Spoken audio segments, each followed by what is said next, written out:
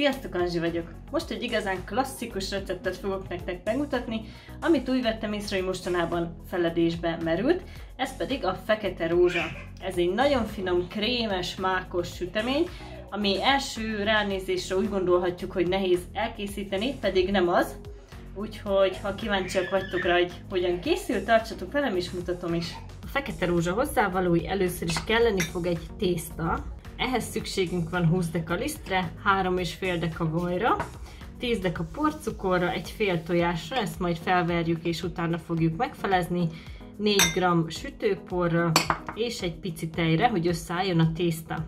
Kelleni fog egy mákos töltelék, ehhez szükségünk van 7 deka mákra, 7 deka lisztre, 3,5 deka vajra, 60 ml tejre, egy fél citrom reszelt héjára és 5 deka porcukorra.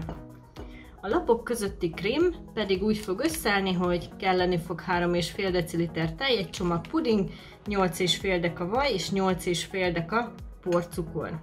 Na, én a pudinggal kezdem, mivel ennek teljesen ki kell hűlnie. Szimplán megfőzöm a pudingot a tejben a szokásos módon, ha nem tudjátok hogyan kell, ide kattintva megtalálhatjátok. A pudingot megfőztem és tettem rá forrpakot, hogy ne bőrösödjön be, ezt most félre teszem hűlni. Nézzük a tésztát. Először is belöntöm a sütőport és a porcukrot a lisztbe, és ezzel elkavarom. Ezután felverem a tojást, mert ugye csak fél tojás kell, és körülbelül a felét beleöntöm. Hozzáadom a vajat is, és szépen elkezdem összemorzsolni az egészet. Szépen elmorzsoltuk, akkor hozzáadjuk a tej felét, ugye minden liszt más, és megnézzük, hogy kelleni fog-e még hozzá vagy sem. Ebből most egy jó kis tésztát fogunk gyúrni. Nagyjából már összeáll, de ebbe még kell egy kis tej, és akkor tovább gyúrjuk. Mindig csak kicsit adjunk hozzá, hogy nehogy túlöntözzük a tésztánkat.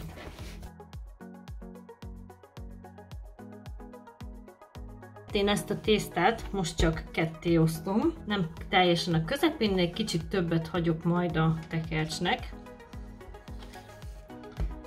Így. Közben a sütőt bekapcsoltam 170 fokra, és ezt pedig kinyújtom, és úgy fogom megsütni.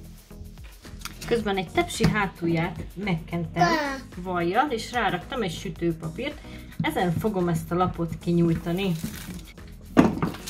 Picit azért alálisztezek.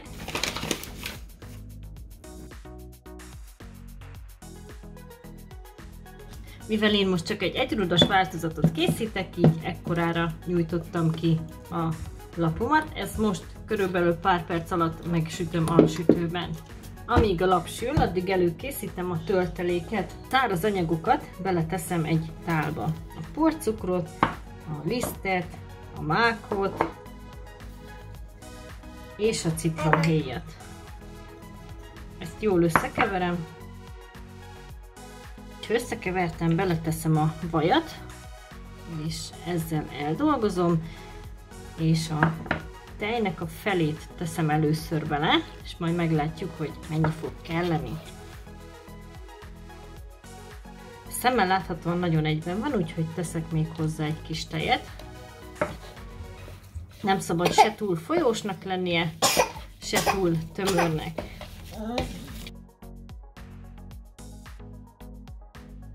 Nagyjából ezt az állagot kell elérni. Kezünk közül kiesik, de nem túl egyszerűen. Jó, jöhet a tészta. Ezt kinyújtjuk olyanra, hogy inkább hosszabb legyen egy kicsit, és fel lehessen tekerni. Picit megliszteztem a felületet, és próbálom téglalappá nyújtani. Sikerült kinyújtani, akkor én így leegyenesítem a végét. Hozzárakhatjuk oda ezt a maradék tésztát, ahol nem lett nagyon egyenes. Kicsit rányújtjuk. Nagyon nagyszerű. És ha ez megvan, akkor rásimítjuk a mák tölteléket. Úgy kell rásimítani, mint a beiglire. Próbáljuk meg minél egyenletesebben. Fogok egy kanalat, belemártom a hátulját tejbe, és azzal simítom el teljesen. Ugyanúgy, mint a mákos beiglit, előbb itt a szélét behajtjuk, ne folyjon ki, másik szélét is aztán pedig feltekerjük.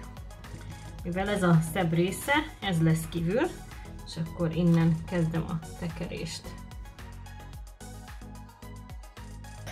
És 8 perc alatt kisült az előző lap, ezt is rárakom a tepsi hátuljára, és egy olyan 20-25 perc alatt készre sütöm, nem kell lekenni semmivel, és ugyanúgy 170 fokos sütőben.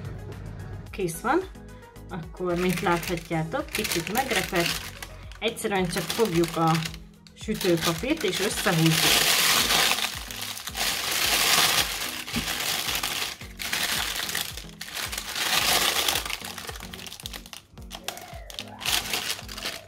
És már is sokkal kisebb a repedés, és akkor most ezt teljesen hagyni kell kihűlni. Kihűlt a lap, kihűlt a tekercs, úgyhogy jöhet a krém.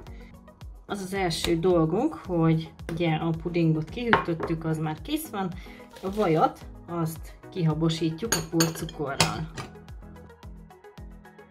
Ezután hozzáadjuk a pudingot,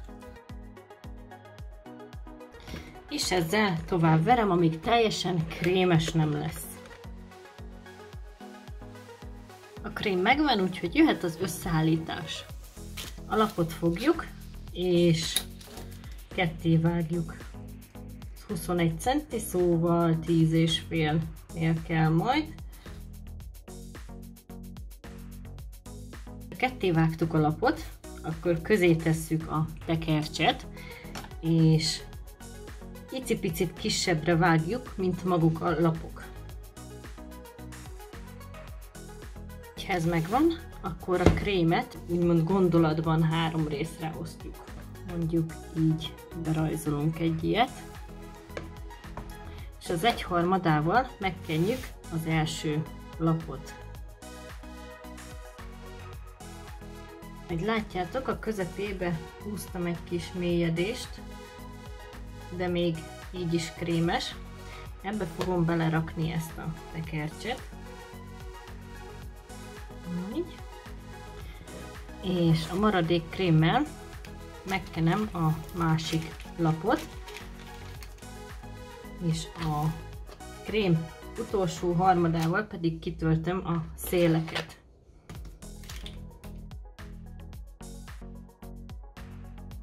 Ebbe is húztam egy mélyedést, és ezt fogom rárakni.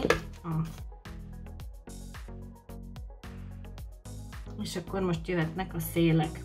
A kimaradt krém egyik felével az egyik oldalát töltöm ki, a másik felével pedig a másik oldalát.